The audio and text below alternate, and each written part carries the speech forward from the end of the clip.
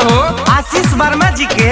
आज के दिन कोई ना बोलेगा, बिस्की बारांडी संग रम भी चलेगा।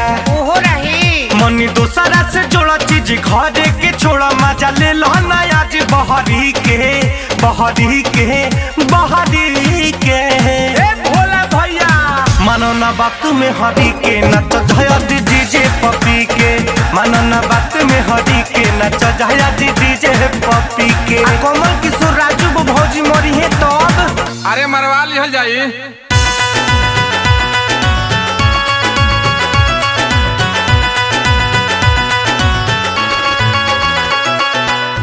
होलिया में महंगा पड़ल, होलिया में महंगा पड़ल, कहल हमर दुखड़ा की जेसीबी लगा के देवरा। अरे पिंटू भैया रहे है का की जेसीबी लगा के मुआना ढहल चौतारा। की जेसीबी लगा के मुआना ढहल चौतारा।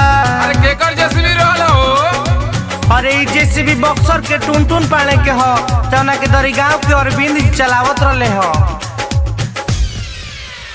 फागुन में पियवा पलानी में सुते कमनिया